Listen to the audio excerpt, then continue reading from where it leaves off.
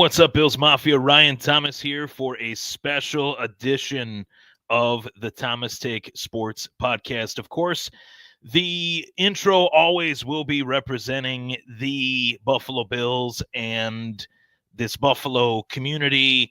I've always been a proponent of this community. I've always wanted to promote specific events that are taking place in this community, and have had the opportunity to be a part of many great events over the years, not just in the football, space, but in the combat sports world as well, where we got a great event coming here at Seneca Niagara Casino in Niagara Falls, New York, Seneca Niagara Resort and Casino. This show is sponsored by 26shirts.com as well for all your Buffalo sports apparel needs. Go to 26shirts.com, find yourself Buffalo Bills, Buffalo Bandits, Buffalo Bisons as baseball season is inching ever so closer to the routine of this show and your routine as well. I expect to see a lot of people at the ballpark as well along the way here. Opening day can't get here soon enough, but there's a lot of things that are going to keep us busy, that are going to keep me busy, as I like to stay busy on this show. So with that, I got three, not one, not two, but three fighters coming on the podcast today to discuss their upcoming bouts at Legacy Fighting Alliance 202 as LFA brings a flyweight showdown for the main event, which I have one half of the main event coming on to this show. Phumi Nkuta, of course, 8-0, undefeated, looking to make it 9-0 against Andreas Garcia. Really looking forward to having him on. Adrian Garcia, the opponent. Phumi Nkuta coming on here at 1 o'clock. So I wanted to hop on here, give a proper introduction to what is taking place on today's show. And I want to remind you guys to chime in, fire away some comments as I have a guest, multiple guests here. Phumi Nkuta, of course, coming on to start the show. Jayde Sheeley coming on, as well as Kevin Carrier. Jayde Sheeley and Kevin Carrier are lightweight mainstays on LFA mainstays. Carrier, a lightweight mainstay. Jayde Sheeley, a strawweight. All three of these fighters are coming off of wins. All three of these fighters are looking to make another win in the win column, and all three of these fighters are looking to do it in front of a sold-out crowd at LFA 202. LFA 202 takes place, as I mentioned, at Seneca Niagara Resort and Casino on Friday, February 21st. We're only 5 days away. Tickets still on sale. Go to Ticketmaster.com. I'm sure you will find a great, great time at the fights, and I will be there as well. So if you want to stop by and see me. If you recognize me, come up. Let's take some pictures and have a good time. So I wanted to hop on here as well, talk a little bit about recapping a little bit of a brief recap for the USA-Canada game that took place last night. I loved every single minute of it. It's very fitting that we saw some punches flying last night, and then this afternoon, I should say, I'll have several fighters on the show. We saw some fighting last night on the ice rink. We'll see some fighting this coming Friday night at Seneca Niagara Resort and Casino. And this is another great card by LFA, presented by Monster Energy. You got Phumi Turbo Nkuta versus the elusive Adrian Garcia in the main event. As it states here, the press release states, LFA CEO Ed Soares, awesome guy, announced back in January that the promotion will return to New York on the third Friday in February. LFA 202 will feature, as I mentioned, flyweight showdown when the promotion returns to the Empire State. This will be the 8th LFA event to take place in the USA's 4th most populated state. And of course, the fights will be available on Fight Pass, UFC Fight Pass at 9 p.m. Eastern Time, 6 p.m. Pacific. And Ed Soares says, quote, "We are excited to bring another stacked international fight card to Seneca Niagara." And of course, I'm excited because I love MMA, love combat sports. Anytime I get the chance to be a part of one of these events, I love it. They're great people that run the company. Ed has done a phenomenal job, And the tagline of LFA is so fitting. It's the future where the future starts. Obviously, the future starts now with the LFA. And looking at this hoodie here, they always have awesome merchandise at the events as well. I wanted to give that a shout out too, as they have personalized, city merchandise as well. Niagara Falls, really cool shirt and hoodie designs. But to provide a little bit of a backstory into LFA, they have been around for quite some time. They merged with RFA, forming a great developmental league for mixed martial arts, and many fighters along the way that have made it to the UFC have made their impact early on in their career in the LFA cage. Mike Randall, great ring announcer as well, who always brings the people to their feet in the space of the event. As well, I love the fact that it keeps the sport fresh. And right now, the UFC is at a point in which they need some new blood. They need some new stars. They need some new fighters to kind of bubble up to the surface, as we've seen kind of the old guard transition to other phases of their life, whether it's commentating or running their own gym or getting into business, whatever it may be, whatever form of business that might be.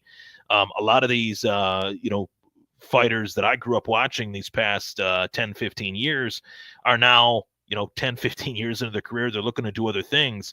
So Friday night, you have a real shot at seeing future stars competing at the highest of levels in the near future. And as I mentioned, our first guest here, Phumi Nkuta, is the first as an undefeated fighter, somebody that has come from where he came from, South Africa. That scene itself is bursting right now with MMA talent, with great MMA fighters, and he is one of them. Now, I'm going to talk to him a little bit about the background. I'm going to talk to him a little bit about his training, as I will with Jayde, as I will with Kevin. But I'm really excited to just get the chance to interview fighters that are about to compete. There's something about it that I really enjoy. And the fact that this podcast today, of course, as all my podcasts are, streaming live on the Buffalo Fanbase Podcast Network, Justice General says, hey, this is a sports brand. This is not just a Buffalo Bills brand. It's a sports channel. So have at it, fire away, make it happen with your content, and put it on the fan base. And 400 of you right now tuning in right now.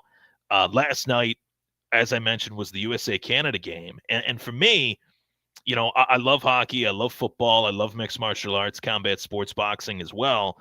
But for me, what was really great about last night was the fact that we saw Georges St-Pierre introduce the Canadian hockey team, which, my rooting interest, I'm rooting for the USA, but I knew it was going to be a great game, and I knew that it would set the tone for the game. And when you're introduced by Georges St-Pierre and the Canadian ice hockey team, Team Canada comes out, and 3 seconds into the game is one fight, 3 seconds into the game, 3 more seconds is another, and 3 more seconds is another. 9 seconds, you had 3 fights.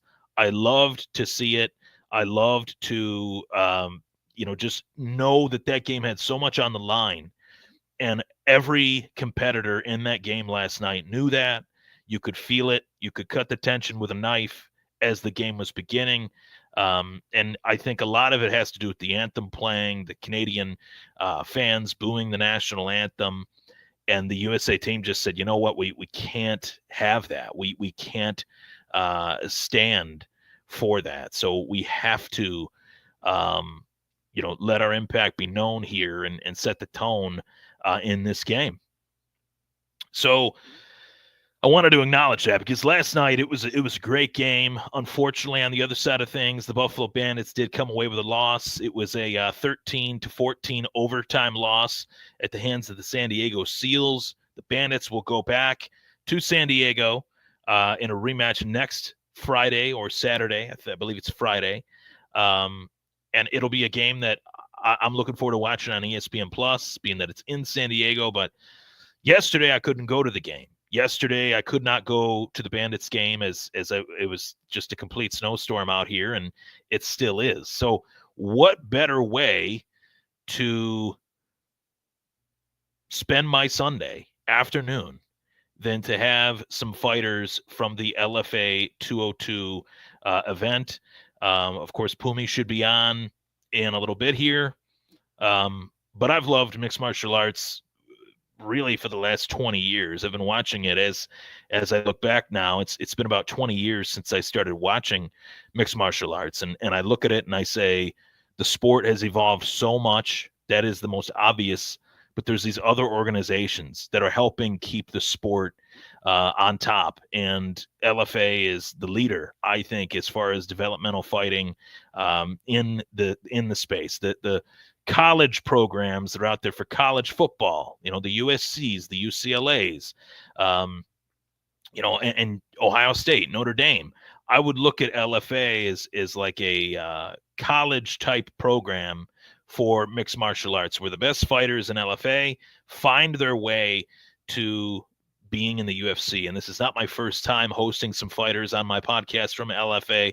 I greatly appreciate Ryan Bevins, Ed Soares, and company that have allowed me to have these fighters on my show, make this happen, and just promote the fights as well.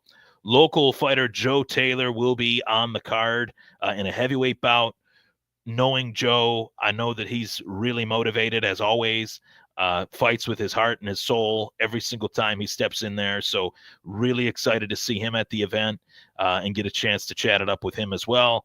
But today, honored to be joined by several guests on the podcast that'll be on shortly. But UFC coming on here. Jared Cannonier last night had a great knockout performance. Great to see him back in the win column, but the top four guys ahead of him in the UFC middleweight division own wins over Cannonier.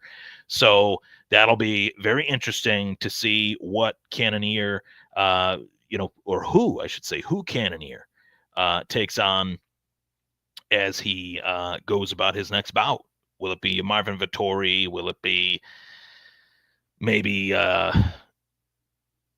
I was about to say maybe a Sean Strickland, but I don't know. I don't know what's next for Sean. It's going to be a very interesting time period here for the future of the UFC middleweight division. But definitely going to talk to Phumi Nkuta about that as a South African fighter. Dricus du Plessis, the UFC middleweight champ, South African fighter as well. So that'll be fun to chat with him on that front. But waiting on Phumi Nkuta here, but I definitely am excited for just what I have in store for not just today's show, but for the future shows as we get closer to NFL free agency, as we get closer to the NFL draft. It's safe to say I was not satisfied with the way the season ended for the Buffalo Bills. But upon reflection, you reflect, you come to the realization that Buffalo is just this close. And yes, maybe, just maybe, the light at the end of the tunnel is the fact that the Chiefs came away as losers in this Super Bowl. That was the cherry on the Sunday. That was a weekend in which Josh Allen won MVP. That was a weekend in which the Kansas City Chiefs went on to get thumped by the Philadelphia Eagles. And I got to say, I have not commented on this since the Super Bowl, but very thankful, very, very thankful that the Philadelphia Eagles got it done against the Kansas City Chiefs. I don't know if I could have stomached another Kansas City Chiefs Super Bowl, but here we are, and we'll get to a lot. I mean, I've been tweeting a lot at Ryan Thomas Take there. You see that on the bottom left corner of the show. And know that, yeah, we're going to dive into a lot more different topics about the Buffalo Bills this entire offseason. So the Bills content for what will be my 9th season covering the team on this podcast will begin on March 19th.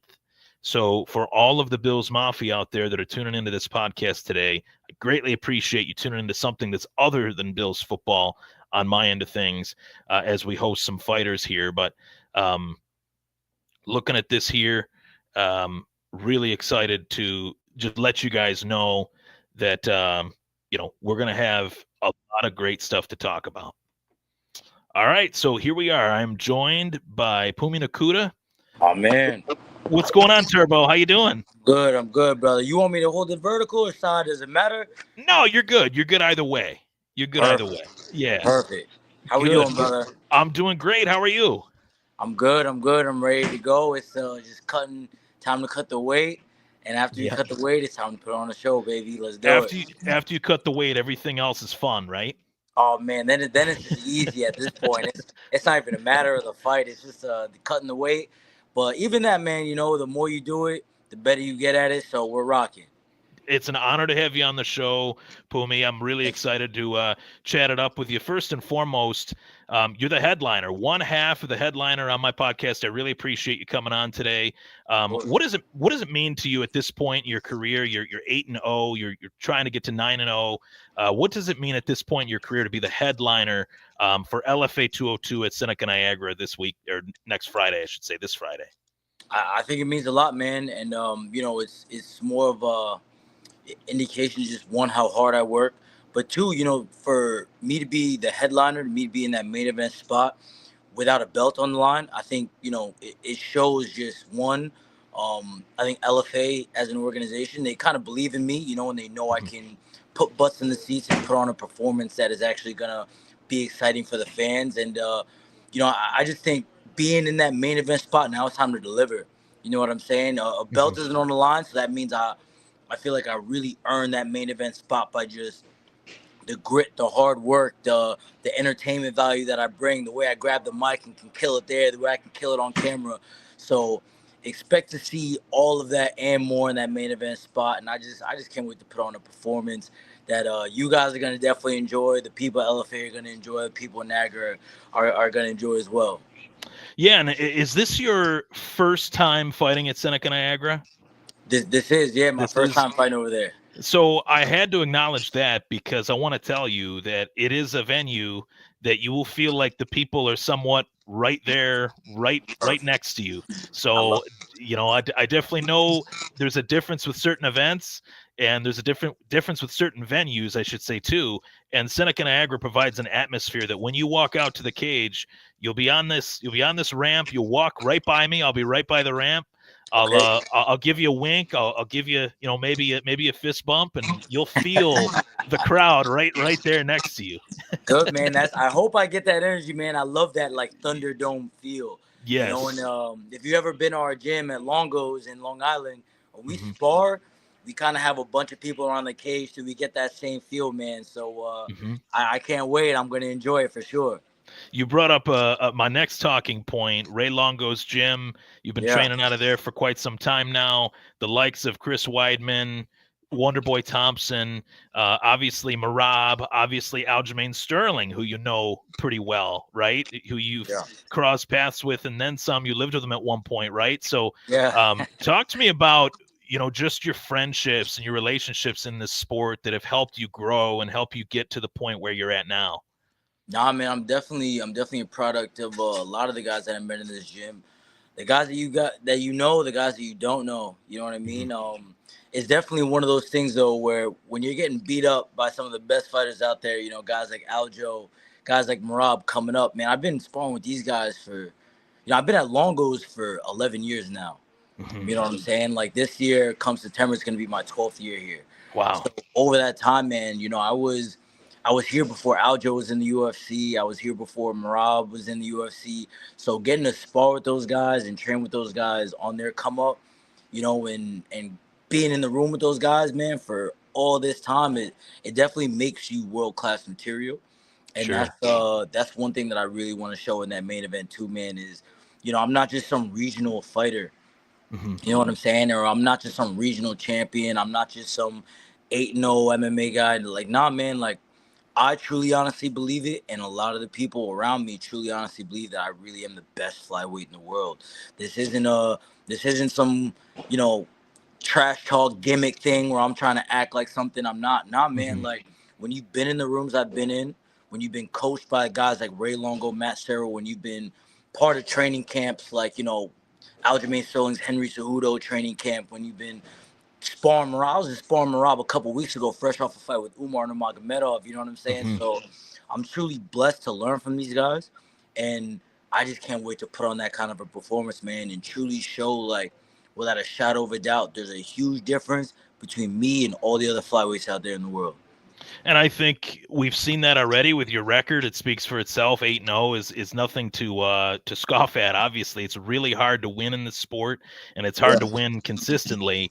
And you've been able to do that, obviously, as you're heading in, trying to make it 9-0, of course. And you mentioned part of who you are kind of within that, working with some of the guys that you've worked with and how it's helped build you, but you've already kind of had the building blocks based on your yeah, background predating your time in the sport as a South African fighting in New York, New Jersey. You got like the toughness of both sides of the world, right? absolutely. So, so talk to me a little bit about that. I know that the South African MMA scene has exploded with Dricus du Plessis as the UFC Yeah, middleweight champion. He's on a run right now that is really hard to deny that he is pound for pound one of the best in the world right now, yeah. carrying the torch, in the UFC for South Africa. What does that mean to you to see other guys coming from where you come from to have success in this sport at the highest of levels? I think is big, man. And I just remember when I was like much younger, you know, mixed martial arts was not even really a thing in South Africa. You know what I mean? And even when it was looked at as like this low class, thing that people do. But I think now as the sport is growing with the help of Dricus and Hmm. even Don Maj, some of the guys who just been in, South African MMA fighters who've been around, JP Buys, right? Like, you know, South Africa's slowly been in the MMA scene, but I think now everyone's gonna really start to see it pick up, and Hmm. Dricus is definitely doing a great job carrying that flag right now. He's a big cat, a big strong guy carrying that belt, and man, I just can't wait to get over there and join him, bring that belt high Hmm. as well, man, because it's like I said, I think I could, it's not even I think. Me and my team, man, we just know we beat Pantoja right now. You know what I'm saying? And there's not a doubt in our minds. So, it's one of those things where if they call me tomorrow and say, hey, look, Phumi, we need you to fight Pantoja. I'm See bringing ya. out that South African flag. I'm bringing Longo. I'm calling whoever I need to call. We're going out there. Yep. We're taking that belt. So, it's definitely cool to raise that flag high. It's cool to see the sport growing in South Africa for sure. Yeah, and obviously, knowing that the guys that you've trained with, the coaches you've coached that have coached you, Yeah. have helped lead men to great heights and women to great heights in this sport as well. Just having that, security around you and structure. As you mentioned, you've been at this gym, Ray Longo's gym, one of the most world-renowned coaches in the sport for over a decade. You're going into, you Yeah. said your 12th year. Take me through what it was like when you first walked through those doors at Ray Longo's gym. What did it feel like to you, kind of young in the sport in that gym? And it's so crazy, man, because like it feels like yesterday, but at the same time it was so long ago, man. Like, dude, I'm getting old. It's crazy. I'm getting old. I first walked in here, man, I was 18 years old, just, a hungry cat, was probably like 138 pounds soaking wet. You know what I'm saying? Like, and I was an ambitious kid with dreams, man. I Hmm. remember, actually, I didn't even have a car at the time, so I walked to the gym, Oh with wow. a big bag, and I just remember getting there, with $140 in my hand, because that's how much it costs for the month. I walk in, and it's pretty casual. You got, the manager at the time, I think, was Chris LaGreca. He was sitting on the couch as soon as you walk in, and right next to him was Ray Longo, and they're just chilling. So I'm over here. I'm like, hold on, like these guys are just right here hanging out. I asked Ray Longo to join the gym. He's like, bro, don't even give me your money. Just go try it out. As soon as I walk in, then you got Ally Quinta sitting on the right. You know what I'm saying? On Yeah. the couch, and he's watching me train and take the class. So, I just really liked how the guys there at the gym, were the best guys in the world, but they weren't throwing it in your face. There was no Hmm. ego thing. Sometimes you go different places, and a guy doesn't want to look at you because he wants to act like he doesn't know who you are, or something like that. Like, you're not gonna get that here, man. Everyone's humble, everyone's cool, but at the same time, everyone's also the best, which is That's awesome. what makes us dangerous. That's awesome. That's what makes that gym so successful, is that everyone Yeah. stays grounded, everyone stays humble. To And provide a little bit, and even just to show how yeah. cool it was, I think it was either that night. It was either that first day or the second day after, but I remember, man, like, because it was late at night and practice ended, pretty late. I think like either Ray drove me home or Chris Weidman drove me home that night. And Chris was like the middleweight champion of the world. You know what I'm saying? Like, I forgot which way it was. It was because I remember the first two nights it was Ray drove me home or Chris drove me home. But the first two nights, both of those guys like drove me back to the campus I was staying at. So that just goes to show you how cool the place is. You know what I mean? Yeah, definitely. And to provide a little bit of a backstory, I was on an assignment. I was doing some interviewing stuff, and I went out there. I went out to Ray Longo's gym, and he Yeah. was just kind of standing in the parking lot with his hands in his pockets, like it was just any other day. Oh yeah. It's like, wow, he's just standing outside, just chilling, just having a bottle of water, just drinking a bottle of water, standing outside. And I think they were doing some sort of like sled push or something like that, some sort of Probably. exercise outside. Yeah. And literally as I turned, Wonderboy Thompson's standing there, and got to Yeah, meet him. And what a great group of people. I mean, it just goes to show you that great people find success by being great people, right? That's absolutely. that's And uh, that's a and huge part. and you see that with Rob now, man. He's one of the greatest dudes I know, and he's finally getting that victory lap, Hmm. that he's always deserved. Um, but it's just so crazy, man. Like, you know, in this sport, you figure like being like a rough, tough guy would make you, this or that, man. It ain't got nothing to do with that, bro. You know what I mean? So, Right. yeah, man, I'm just blessed. I'm blessed to be here, blessed to be with a good team, and I can't tell you how many times, man, I've been here at the gym, and someone's just been like talking to Ray, and they have no idea that it's Ray Longo. He owns the gym. That's just how humble the guy is. You know what I'm Yeah. saying? Not a care in the world from that guy. Yeah, there was back, I think it was 2017, UFC 210 was in Buffalo, so it's Yeah. really close to Niagara Falls, and I got the chance to mix it up with him and John Vellante and Chris Weidman. And, oh, the And Vellante they too. they That was were, a good yeah, too. it was rowdy. It was rowdy, and Ray was trying to calm everybody down, and John was just keeping it going, and just being a jokester and everything. But they're just a Yeah. great group, and I'm really happy for you that you get the chance to be a part of it, get the chance to be a part of LFA. It's a great promotion, as you know, and I know that the Seneca Niagara is going to be packed. And I'm really excited for you, that you get the chance to feel that, and I know you will. Yeah, man. No, I've heard a lot of good things about LFA. It's my first time competing, and Mhm. if you guys are saying it's got that Thunderdome feel, then perfect. You know what I mean? I can't wait to look, man. As much as I love being the best, I'm also just a natural showman too, man. Mhm. Like, it's just I don't, like I said, I don't force it. I don't fake it. This isn't a gimmick. I'm not like some other people in the sport, maybe like a Kobe Covington, who Mhm. feels like he has to be someone else to get attention. Nah, man, I'm just me. I'm Sure. Turbo Puma Nkuta, man. I'm Mhm. swagged out. I put sauce in everything I do, and you know what I mean. I think for LFA to give me this opportunity in the main event, I just can't wait to show all my skills, whether it's in that ring, getting that W, or it's on the mic, killing it there, or it's just on camera. You know what I mean? Right. And your style kind of goes with your nickname, Turbo. Where did the nickname Turbo come from? It's crazy, man. It actually started as a bad thing. Like, it was someone was actually making fun of me. So when I was younger, and I was taking the classes, I would always like rush techniques because I knew I was fast. So for me, it's just, if you taught me jab cross hook or told me to throw a 1-2, I was just trying to beam that thing. You know what I mean? And Mhm. it was looking sloppy. It was looking crazy. You know what I mean? It wasn't looking the best, but I knew I was fast, right? Mhm. So, one of the guys, Eric Heyer, he's teaching the class. He goes, "Slow down there, Turbo." All right, like, slow down there. It's like a joke, and then, slowly but surely, everyone in that class just kind of started calling me Turbo, and then it kind of, instead of turning into like a joke, as me being Turbo, slow down, it actually became a term of endearment when I started focusing on my technique and I got it down. I was still able to be fast. So, you That's know, awesome. Now the That's name is awesome. stuck, and I don't think I can get rid of it if I wanted to. No, it's a great nickname. It's a great nickname, and usually that's how great nicknames happen. Is some sort of funny, kind of jokey, maybe something that you Yeah. grew through type thing, and that's a great nickname. I'm looking forward to hearing Mike Randall call it in Yeah. the cage. I know he's always gassed up for the fight nights, as am I. But hey, I really appreciate Phumi, you coming on today, and Bro, of course, of I'm course. I'm rooting for you, and I definitely am excited to see you compete. Your style is one that will get the fans on their feet, Yeah. and I know you're looking forward to bringing a great fight. Look, man, that all I'm gonna say is if you are gonna watch this fight on February 21st in Niagara Falls or on UFC Fight Pass, Hmm.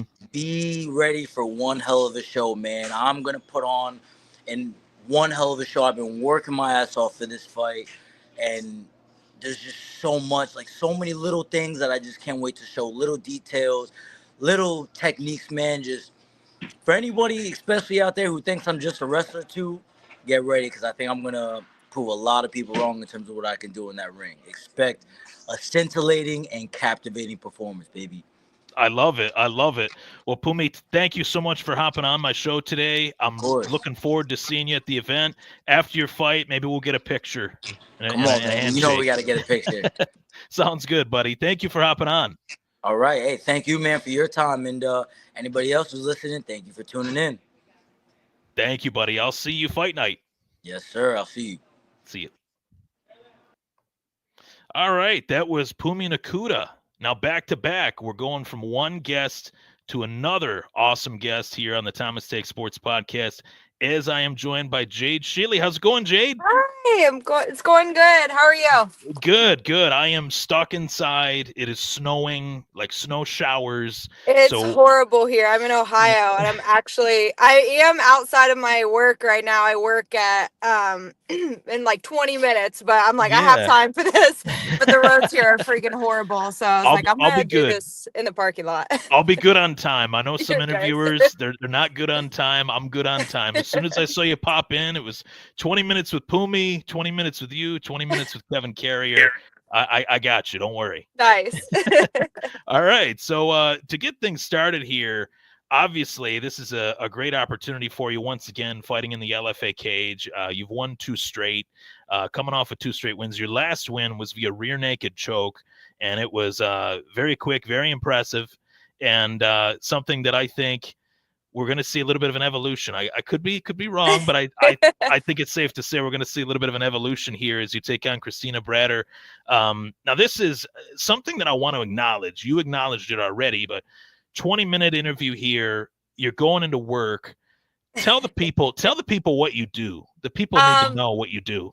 Yeah, so I'm a police officer. I was a sheriff's deputy for 5 years. So with LFA, I had worked at a sheriff's department, and I switched to the police department in my hometown, actually. So Oh, wow. it's been amazing. I grew up here.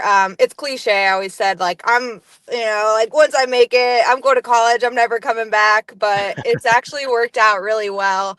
My gym's here. My dad's my head coach. So I have a couple gyms, but my MMA gym is here. So in my police department, man, they work so well with helping me with this camp. Like I usually work Mondays and Tuesdays, and my coworkers were able to help me out, and I don't have to work this full week. So today's my last week, and then I can just focus on my cut. But yeah, it's a little crazy. My life is like always high intense. Definitely always doing something, whether Yeah. it's work or fight related. I mean, that's definitely, I respect it because you're willing to throw yourself in kind of two different versions of a high workload, a Yeah. high workload. I would say, even I have friends that are in the police force, high stress environment. It's competitive in both forms of work and work. Yeah. You're They doing two really different jobs. they really play well into each other too, because Yeah. as I always think back to my pro debut with LFA, like I was so freaking nervous, like my head wasn't there. And now that I've got my mindset right, it's just so funny because I'm like, I do like such crazy shit at work, like life and death scenarios. Like fighting is not like fighting is not scary. Fighting is Right. fun. It shouldn't be like, I shouldn't have my adrenaline up like I do when I'm going to like a standoff or a domestic or something like that. Like, I'm Mhm. doing crazy shit all the time. Like, this is where I get to have fun and relax and like really showcase what I've been working on so far. Yeah, to you, like the saying "another day at the office," it has like Yeah. a double meaning for you, right? Literally. That's fantastic. So you're taking on Christina Brador Friday, of course, Seneca Niagara Resort and Casino, and it's LFA 202. I said this to Phumi because he mentioned that it was his first time. I knew it was his first time fighting at Seneca Niagara. Um, how, as far as this is your third straight fight in LFA, but had you fought in Seneca Niagara before? No. So this is actually my fourth. So this Your will be my fourth fight. fourth fight. Right, Yeah, right. fourth That's fight right. with LFA. I Yep. have not done that. Sorry, my coworkers are walking around the Oh, you're like they're good. probably like, why is she sitting in the car talking to herself? I haven't fought Niagara Falls or New York yet. I'm really excited though because Mhm. it's close. It's driving distance for me, and Nice. I've been joking like I've been saying Minnesota's like my second like home state because I've fought there so many times. I'm like, I'm so sick of getting on flights, which I mean it's part of it, but if I can get a Right. card where I can load up the car with everything, it's just so much easier than having to check all your bags and Sure. think about that while you're cutting weight. Like, this Yeah. is so ideal for me. Hopping on a plane is kind of nauseating, Oh yeah. on the plane, and even trying to get on the plane And you're just is a little nauseous. stressed. You're like, I just want to be out of here. I don't want to be dealing with other people. Nobody knows you're cutting weight. Like, you have to Yeah. just be so kind and respectful because you can't just be a bitch because you're hungry and like, grinding. Like, you have to be Right. so it takes a lot to be out in public. So I'm just like, this is so much easier. Definitely, definitely easier going from Ohio. The reason I mentioned, Seneca Niagara, and I mentioned this to Pumi, is that when you come out, the fans will feel like they're right there. They're and when you're in the cage, they'll feel like they're right there too. The Yeah, I'm crowd is excited. I haven't very, actually even very looked loud. up. I haven't looked up how they're set up either. I really liked. I fought in Oklahoma, and they had a really Mhm, cool setup there at the casino. And I haven't looked. My family was asking, so they were hoping because at Minnesota there's this kind of like setback, mhm. like a play kind of stage. Oh, So okay. I'm interested to see how it's set up here at Niagara. Yeah, the ring around the cage will have a lot of people close to it. That's good. You know what I mean? So that's it. It'll be fun for you. Yeah, I'm I excited. definitely wanted to acknowledge that. Now, I've always had, I mean, of the fighters that I've interviewed over the last few years here, I've always taken coaching wrestling, men's wrestling, women's wrestling. I've I've had such a deep rooted respect for women that have competed, whether it's in wrestling or jiu-jitsu or mixed martial arts, because I remember when women's mixed martial arts really first started to get notoriety with Chris Cyborg and Gina Carano at the big stage in Strikeforce. Once they kind of made their success, then there was Ronda, and then Ronda went through her career. Growing in this sport, I guess growing up in this sport, competing in this sport in one form or another, combat wise, who are some of the women that have, kind of paved the way for you that you've looked up to, that you first looked at and said, you know what, I want to be like them, if any? Yeah, so it was weird when I grew up, so I don't know if you just know about my background. Like, my Mhm. dad is my coach, so I've been Yeah. doing this since I was little. I'm 31 now. Was started fighting before 18. And I was training with UFC fighters, people Mhm. in one, like Kung Lee was like always around. Mhm. Justin Edwards, Lee Pong, he's in one now. And then one of my teammates, Jan Finney, she fought Valentino, Holly Holm, Chris Cyborg. So it was just so normal to me. I'm like, these are just people. Right. I guess I didn't even really have a female I looked up to. I was just like, this is what I want to do. They're doing what I do. I was more I think it's because my dad was like that. He's like, don't worry about what other people are doing. You need Yeah. to make your own path. Mhm. Everyone's story situation is going to be different. So I wasn't Sure. that person that really was looking at somebody like I'm gonna be just like them. It's like, this is sweet. I love that, like, they're paving the way for other women and making it normal now. It's so different than when I first started. I mean, Hmm. heck, I Yeah. I was lucky if I had one girl to train with back in the day. Right. But yeah, I've kind of just always been like kind of my own inspiration, I guess I would say. Yeah, that's really insightful and kind of goes to what you were saying too, like maybe 10, 15 years ago, I was coaching a wrestling team that had only one girl on it. And Yeah, now 15 years later, there's girls wrestling teams with 30 girls, and yeah, we just had a tournament out here where one of our girls placed fourth, another one of our girls placed sixth, and our program is pretty young. So I've always had this ability to just recognize just how far the sport has grown in and of itself, but women have actually provided a shot of adrenaline to the sport that I think it really needed at a time it really needed it in, and you've been a part of that. So I definitely want to acknowledge that, tip my cap, tip my yeah. cap to you, and say that every time I look at an MMA card, first thing I look at, what women are fighting on Yeah, this. who are the That's women? who are the women, And honestly, it because doesn't matter like what level, if it's amateur, pro. Literally Mhm. any show I've gone to,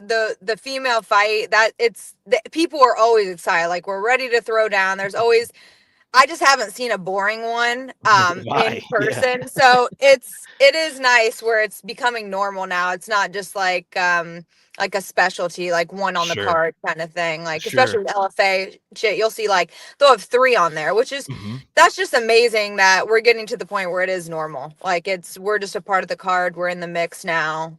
It's not just like, oh, there's girls fighting. Like, let's see what they can do. The only time I felt like there was like a tension in the interview process for me, I was interviewing. I think it was Loveth Young and Jackie Anorim, or it might have been Loveth Hmm. Young and another girl that they were fighting. I can't remember off the top of my head, but they knew that they were following each other. So she pops in and the other girl pops out, and I could just feel feel the You're tension like, between the woo! two of them. I was like, wow, that is something I've never experienced before. So you guys, you ladies bring it, and I really appreciate all that you guys have done to help bring this sport to a higher level. I want to kind of piggyback off of that point and talk a little bit about your opponent without giving too many things away of what you're going to do. What are some things that you've kind of analyzed, or your coaches might have analyzed, in terms of like looking at the opponent, Christina Brador, and what do you think of the opponent that you're about to face? Yeah, so it's funny. I'm not big on watching film. Hmm. It another cliche, but like, I'm not worried too much about what they're gonna do. We're at the point where there's film on all of us. We're all good Sure. at this level. Like, you need to worry about what I'm doing. I'm not changing my Hmm. game plan. Like, you can adjust to me if that's what you want to do. Right. But before they even offered, I'd seen her. Obviously, any 115 on Alpha Hmm. was on my radar. I watched her and Alini fight. So I was like, oh, she's legit. She's not a Hmm. can. Like, she's a good fighter.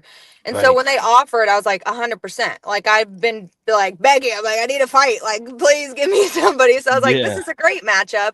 And I hadn't watched her stuff. I think they offered her in December.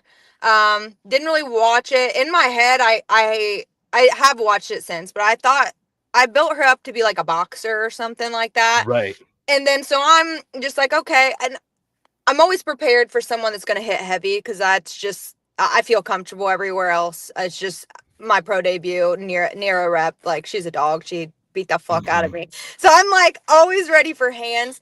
And then Yeah. we watched the fight a couple weeks ago, and I was like, okay, she's more of a like a BJJ girl. And actually, when I watch her, we have very similar styles. So I Right. was like, this should be interesting. Like, Yeah. there is no secrets. You watch my film. I'm ready for the action. I push forward. I can wrestle. I'll do jujitsu, but I can, like, I started as a striker. So it's Hmm. really funny because my jujitsu sucked for years, and now I'm known as like the BJJ girl, and I'm really not. Like, we just have really high level jujitsu at Ronin Training Center. Like, Vito Right. Oliveira is freaking top notch, and so I'm kind of down with for whatever. I wouldn't be Sure. surprised if it was like a boxing match because we both like jujitsu so much. It looks like Mhm. we're both super comfortable on the ground. So I was like, watch it just be like kickboxing the whole time or something. The But jujitsu of both of you will cancel out, and yeah, it'll create fireworks. You know what I yeah. mean? I don't think she's fought anyone with as high level jujitsu as me, and that's not Right. like I give all respect to her because I Mhm. like I'm not the one to like talk shit. Anything can happen in a fight. Sure. But I do think my jujitsu is very high level. Yeah, I Especially would just agree. where I train at. So especially for MMA, it's a whole different game of just sport jujitsu versus MMA jujitsu and where your IQ needs to be at for that. So I know when to bail on stuff and change position, wrestle. I've been wrestling forever, but I Mhm. think she's game. So I'm excited to see what happens because I really do think we have similar styles. So it's like, okay, who's gonna adjust first kind of thing. That So that cognitive awareness, I guess you could say, of the excitement that what you yeah, bring is what you bring, what she brings is what she brings. Let's just throw the chips on the table and see what yeah, happens. And yeah, that's what every fight fan that's tuning into this right now wants to hear. So yeah. I'm excited. everyone, that's tuning into this right now is looking at this and saying this is another one of those women's MMA fights that you'll seek it on the card sheet, you'll see it, and you want to watch it. So Mhm. music to my ears, music to everybody's ears that's tuning into this right now. So definitely awesome stuff. Now talk to me a little bit about your training, right? Your training center, Ronin Training Center. What has that done for you as far as discipline and building your skills? And tell me a little bit about your coaches as well. Yeah, so at Ronin Training Center, I just do my jujitsu there. Vitor Hmm. Oliveira. I've known him since forever. God, since he came from Brazil, so maybe like 2011. Wow. And I was training with him a little bit in my amateur career, but it just was never consistent. Not a belt system. I don't think Hmm. I started a belt system until maybe like 2018, like where I actually put on a gi and like had to Sure. work up. I mean, fuck, I've been a purple belt for 3 years now. He's always like, you Hmm. need to do more in the gi. I'm like, I don't want to. Like, I do. Like No, I've traveled. We've went to nobody Brazil wants and to. Yeah. competed, and I just respect him so much, and I trust him because I've seen what he's done. I've seen Hmm. the athletes he's produced, even the MMA fighters that he's coached. So I have so much trust in him, and it's very awesome because him and my dad coach so similar where Mm, they tell you straight up like there is no yeah. like, well, you did this but you could, it's like, no, you don't, fuck, like what the fuck are you doing? Don't Hmm. do that. I know what I'm talking about. Look at my resume. I know you think you know what you're doing, but don't. And Right. so Right. they don't lie to me, even when I'm pretty stubborn. Like my jujitsu game used to be very passive, I guess, Hmm. because there's so many fun things to learn. Like you have all these leg locks and ground positions, but you just have such a short time in MMA of what you can spend time learning on. They're like, you need, sorry, like get over it. You're not going to Right. be able to be doing knee bars all the time. Like Hmm. they might be fun, but maybe in off season, like that's just not realistic. And in my BJJ game, I invert a lot. Like I'm really Hmm. flexible. I can get out of a lot of weird positions. So we just had to find the way of putting more pressure now. So when I go with the guys, I'm working on how uncomfortable and miserable can I make you feel, like the Dagestani wrestling kind of Hmm. style, and just make you suffer there, and Yeah. then slowly like inching my way into Break you positions. down. That Yeah. yes. Yep. So that has finally clicked this camp. Even my dad's like, it took you forever to fucking realize that. And so I'm like, yeah. And I mean, with these last couple fights, it's been interesting because I'll get these girls down and you go to punch and you lose position. So this camp Sure. was a lot on, okay, you can't just point do jujitsu, like go Hmm. from position. I don't need to always go to mount kind of thing. Right. But you need to get in a position where you can strike without giving up that position. It's not these shitty little rabbit punches. Like I don't give Sure. a fuck about getting points. Like I'm here to hit heavy and hard, and they need to count if I'm going to Hmm. take my hands off you. So Right. that's what this camp has really been on, just positional awareness and power, and a lot of boxing too. So That's great. all That's great. all over the place. Yeah, the thrill of a takedown, you get somebody down, it's not easy to get Yeah. somebody, you have to work, to get a takedown, and then you get it and you're in that top position. I would always hear my coaches tell me, relax here, Yeah. like kind of just, and really compartmentalize what it is you're going to do next, and sometimes I think that's where fighters can get into trouble when they start to rush, when they start to overthink Yep. or try to plan ahead. Just take each transition, and you've done that really well. Your last fight ended in the first round, rear naked choke, and as you mentioned, everybody's coming off of that performance thinking you're like this jiu-jitsu girl, Yeah. but you are, but you also got a lot of other tools in the toolbox. I joke because I did get to stand with Hannah my last fight, and I got to throw a little bit, not a lot of punches, not a lot of combos because I was chasing a lot. But I mean, I was saying to my dad, like, if the takedown's there, I'm going to take it. If that's the easiest route, I don't need to expend all this energy and showcase my striking. Like, that time will come. So, and it's funny because at 115, these girls are so light for me. Right. Like, I never fought 115. I mean, I'm probably 5'2.5", 5'3".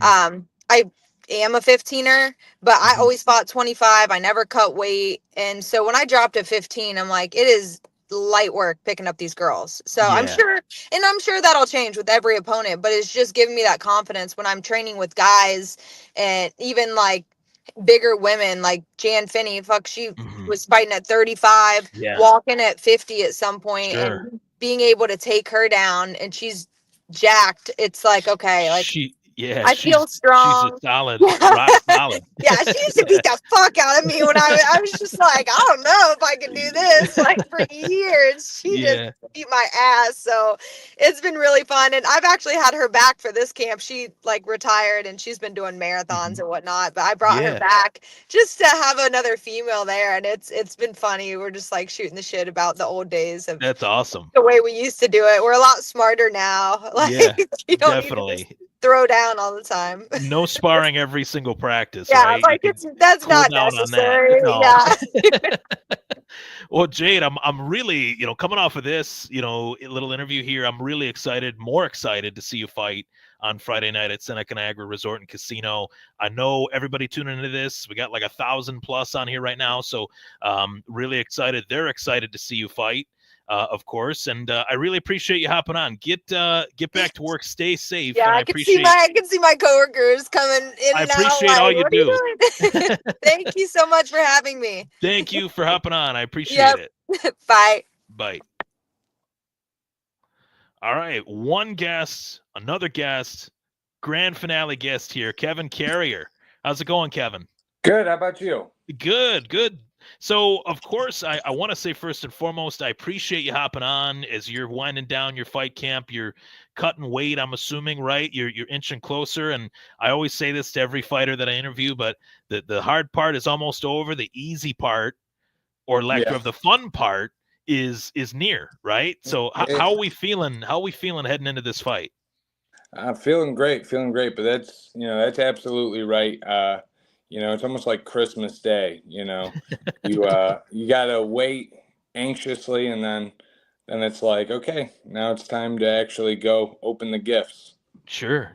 You're opening the gifts, and of course, you're taking on Kyle Pufahl, and really excited to see what you bring from your last performance. You had a arm triangle win versus Carlo Ricci, your last fight, which was at Seneca Niagara, right? I believe I was there for that one. So good luck charm for that, and I'll be there Friday. Potentially good luck charm for this one. How does Absolutely. that sound? I appreciate that. Yeah. I'll have to bring it along for everyone to follow after. Yeah, that'd be nice. I don't mind a good road trip every now and then. Yeah. So, of course, your record 3-0, fighting out of Rock City. I definitely wanted to bring this up because I've had him on my show a bunch of times over the years. What has it been like for you training at Synthesis in Rochester with Jonathan Piersma? Great guy, by the way. I want to acknowledge that first and foremost. I'm sure I'll get this out to him too. He's got his buddy on here now, right? Kevin Carrier here. What has that been like for you training with Jonathan? It's great. I started my career over at a place out in Syracuse Ultimate Athletics. I still represent them as well, but I had a good time off, and during that time, I wasn't sure if I was ever going to compete again. But I moved back to Rochester because I'm born in Rochester, born and raised. Right. We had a child. We moved back home, and I trained with John right before he went amateur. Actually, not even pro. I had just had my pro debut, and he was getting ready for his amateur, and then I saw, we stayed in touch here and there, but I just saw him just kind of rise up and crush amateur, and then start doing the same thing at pro, and that whole time I didn't even have a fight from pro debut to the time, like I'd say about 6 years later, and then all of a sudden I come back over here and start training with him and the guys over there, and it really reinvigorated my love for the sport, my drive for it, and him and the other guys, they were like, dude, what are you doing? Like, you really good. Like, you really need to give this like your energy, and you really got to give it a go while you still have some time. And that really boosted my confidence, and he's been a really great training partner, and then really good friend on top of it. He was in my corner for my last one. He's gonna be in my corner for this one. Unfortunately, the past few camps, he actually ended up having ACL surgery, so he's been out. But this one, he had the ACL surgery, I think, in September. He's already back on the mat. Quick recovery, I've heard. Yeah. That's wild. He's a freak.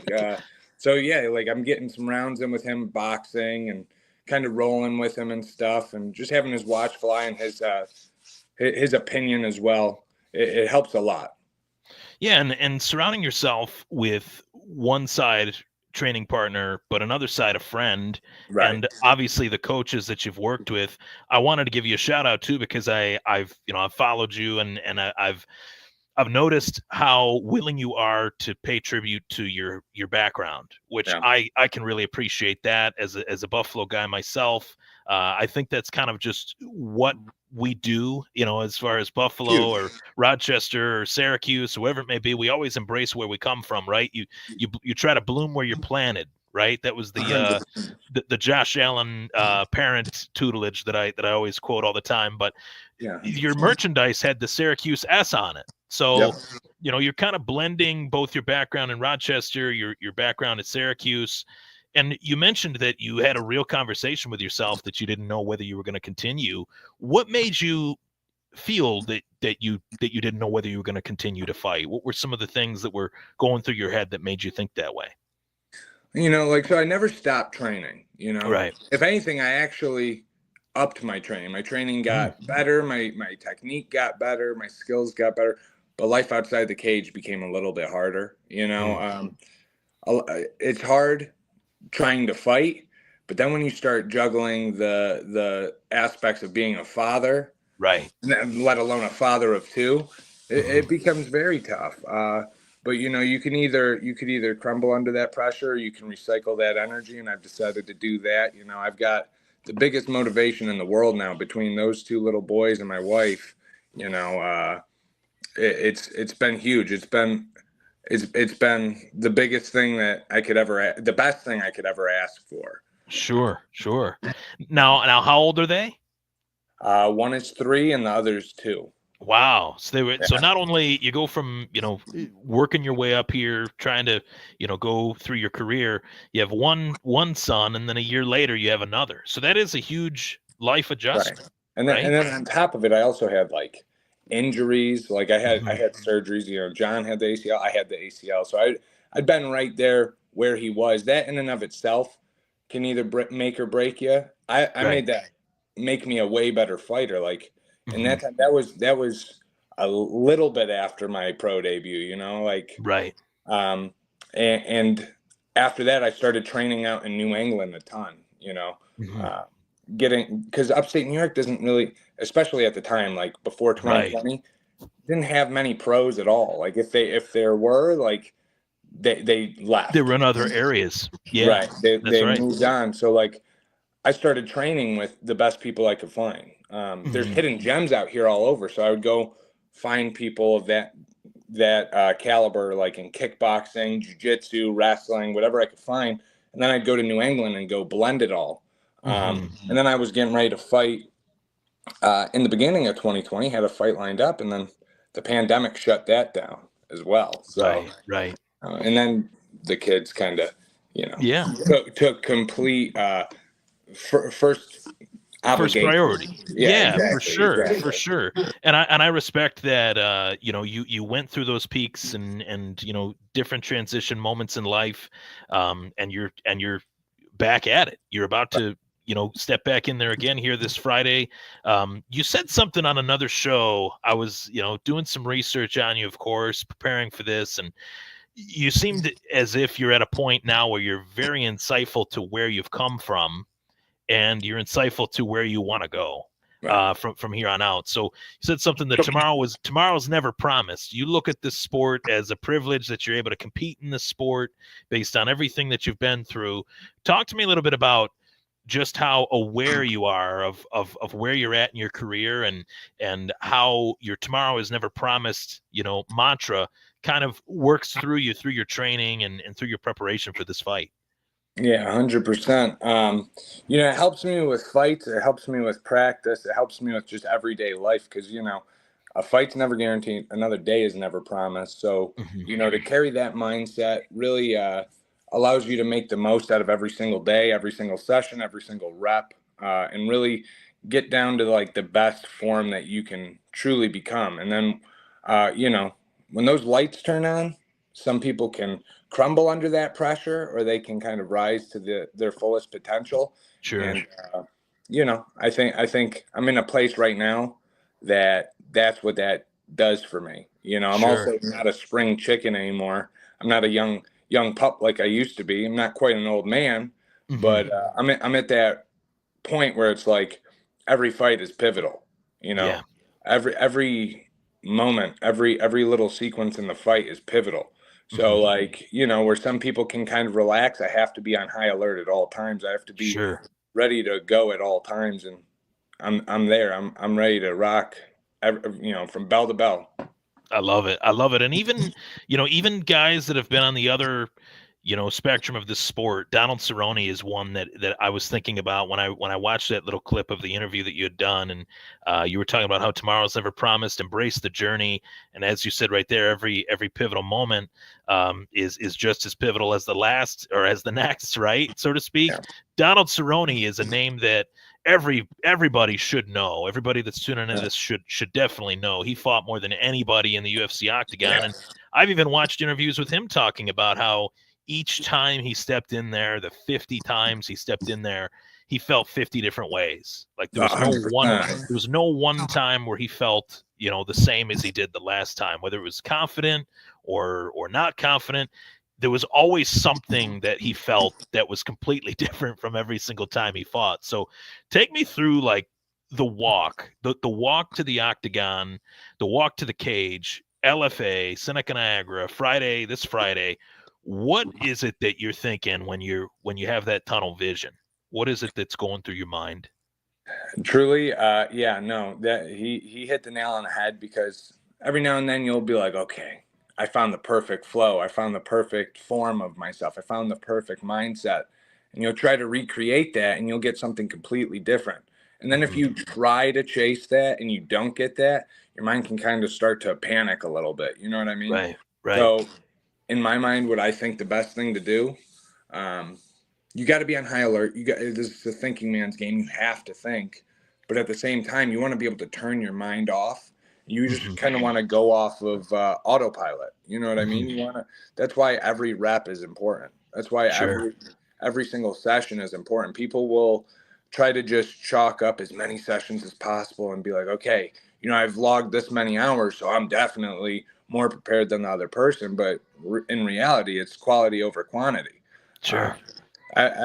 Every single rep counts. If you go to any other high level athletic, these guys say the same thing. It's not quite, if you shoot a million 3-pointers, but you're missing about 75% of them, You know what I mean? Who Right. cares? You know, you gotta Right. really hone the craft. You gotta hone the form. You gotta hone everything. So I try to do that, and I just try to turn my mind off these days. The past few, I'm not gonna lie, it was so this is gonna be my third fight in 10 months. Yep. Opposed to, you know, there was a 6.5 year gap in front of that. Wow. So like I almost like was compensating the last two where I was too tense. I was too, you know, I can't be beat. I can't, you know, I can't afford to lose. I want to embrace everything. I want to turn the mind off. I want to find the flow, because in the room, that's where you get the best, is when you're not overly tense. You know, I'm not Right. trying to kill my teammates. I'm trying to find, you know, I let that come to me. You know, if Sure. something, when it lands, it lands. You know, Yeah. don't chase it. Let it come to you. So turn this off and just enjoying the moment. And just stay present, stay in the moment, and that is when you've seen the best performances. You know, Right. the John Jones versus Shogun, or the TJ Dillashaw Henan Barral. You know, Right. the most dominant performances that we've ever seen. I could go back and go on and on about some of the greats, but I wanted to ask you, Kevin, who is the one fighter? And I asked this to Jayde, and I asked this to Phumi.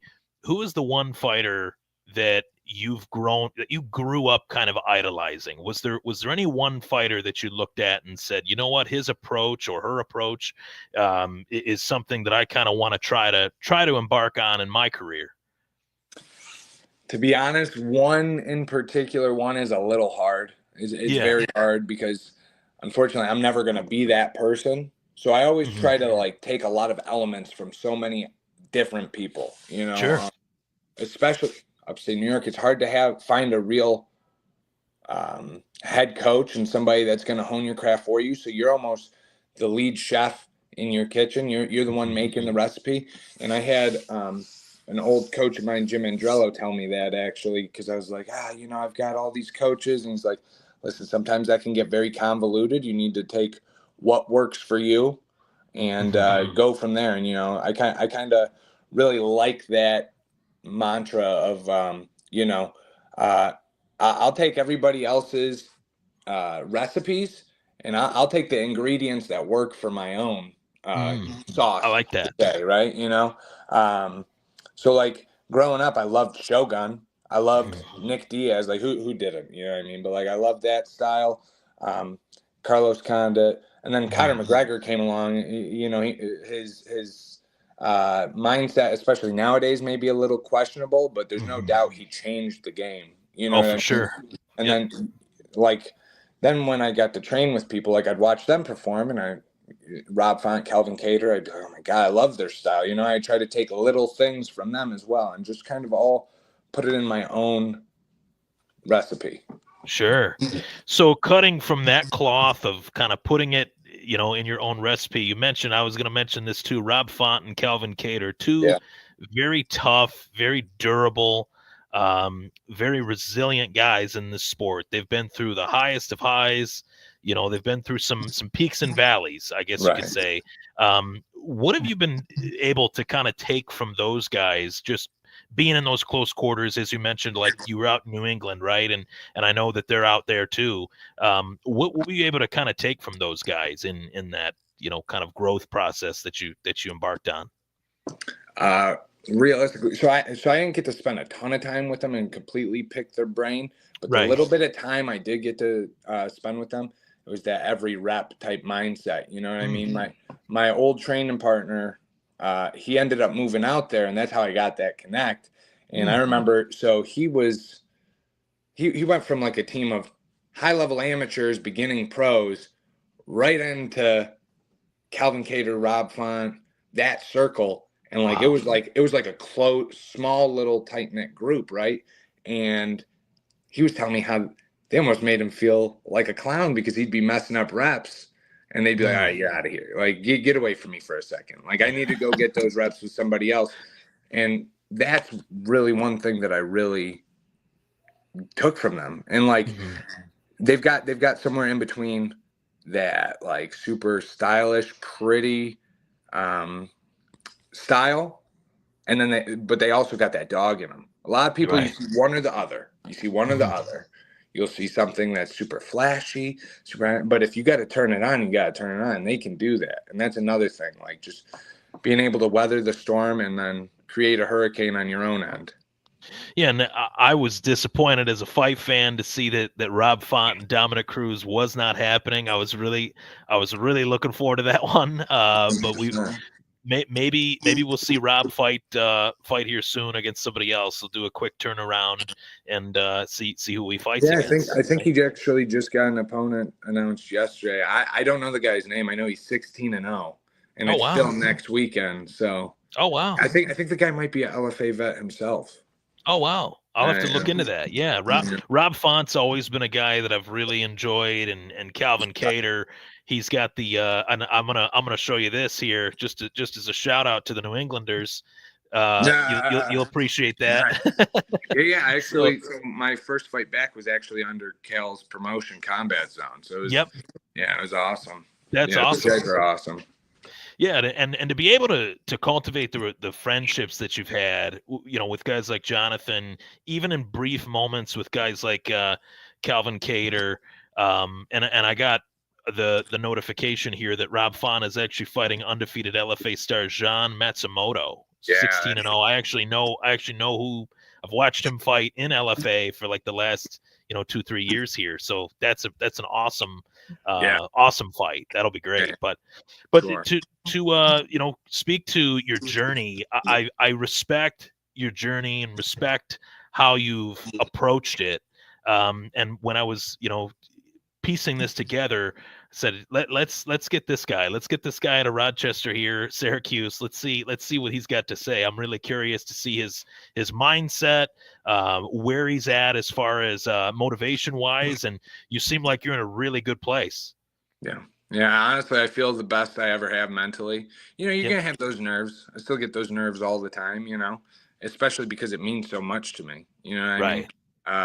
Like I said, every fight matters right now. And sure, I'm not trying to have your typical desk job type thing. I would if I had for my kids, but right now I have the opportunity to really pave my own path and look like a superhero to my children. And I'm going to do that no matter what comes my way. So you already are, right? You already are. They'll look back with it. That's another thing that's another thing that I also it helps me find solace because you don't want to put too much pressure on yourself. Like I said, that like every fight matters type thing. Right. If I win or lose, I still have 2 boys that'll look up to me no matter what, a wife that'll love me no matter what. And as much as I want to load the pressure on myself, I need to load it. It's nice to have that little, all right, let's take a little off because, and that helps with that. So. And once you get in there and you feel that cage on your, the canvas on your feet sort of thing, that's when the fun starts, as we mentioned from the top. So all this the 6 years off, the wife and kids, and now getting back to it, obviously coming off of a big win, 3-0, representing your area, your community, and all the areas that you've been a part of, Kevin. I definitely, I think it's safe to say that everybody's been really happy that you've been a part of their journey as well. I'm happy that you're a part of my journey being on this show with me today. Appreciate that, brother. Big time. Seriously. I appreciate the platform big time and definitely and sharing the conversation in and of itself, whether there was a camera on or not. I appreciate it. Definitely. And we'll get you on, sometime in the future here. Hopefully we're able to recap a big win for you. And of course, along the way, I've said this to every fighter that's been on today. When you walk out for your fight, you're gonna hear a raucous crowd at Seneca Niagara. You're gonna feel really, really close to the crowd, as and I'm really excited for you to experience that once again. I appreciate that. Yeah, no, I remember my last fight when I slammed my opponent twice. Yeah. Every time I could hear just thunderous, the crowd was just electric. So it was louder the second time than the first time. Yeah, 100%. That was awesome. Yeah, I was there for that one, and I remember the first time it was loud. The second time it was even louder. So my family's known to get a little rowdy. My friends are a little rowdy. in a very mature way. Yeah, but they they're get supporting their they get guy. a little crazy. They get a little crazy out there. Hey, that's okay. It's the fight game. It's Right. good to be a little crazy, right? Yeah, you need to have the crazy. Right. I love it. Well, Kevin, thank you so much for hopping on. Good luck to you Friday night, buddy. And after your fight, I'll see if I can find you. We'll take a picture and share a handshake. Yeah, anytime. Yeah, if you see me, let's do it, please. All right, sounds good, buddy. Sounds right. good. Thank you for coming on. I really appreciate it. My pleasure. Have a good one, man. You too. All right, bye-bye. Bye-bye. All right, that wraps up 3 fantastic guests: Kevin Carrier, Jayde Sheeley, as well as Phumi Nkuta. We got a good night of fights on the horizon. Friday night, Seneca Niagara Casino, of course, February 21st. We got a great card. We got a lot of local ties, as we mentioned. Kevin Carrier, Rochester, Syracuse guy. Joe Taylor fighting out of Lockport, my hometown, as well. We got the New York, New Jersey, Phumi Nkuta fighting out of Ray Longo's gym. I'm really excited for Friday night. Really excited for a great night of fights. No place better to watch a great night of fights than Seneca Niagara and LFA bringing them to us for what is the 8th event. As I mentioned from the top, the 8th event that LFA has brought to the Empire State. This is, I think, the 4th or 5th event that LFA has brought to Seneca Niagara. I've been to pretty much all of them. I'm pretty sure I've been to every single one, so I'm losing count. But it has been a great relationship that they've been able to build, cultivate together, venue and promotion. LFA right here, LFA, where the future starts, where the future is now. I love this hoodie. So when you go to the event, check out the merchandise. When you go to the event, have a great time, kick back, watch some great, exciting fights. I know I will, and I look forward to seeing some great nonstop action in that octagon, in that cage, Friday night. So thank you so much for tuning in, everybody. I'm Ryan Thomas. It was the Thomas Take Sports Podcast, live on the Buffalo Fanbase Podcast Network as well. All things social media, YouTube, the Thomas Take Sports Podcast. Like, subscribe, as well. Follow along on all my socials at Ryan Thomas Take. Thank you so much for tuning in. Take care and keep punching.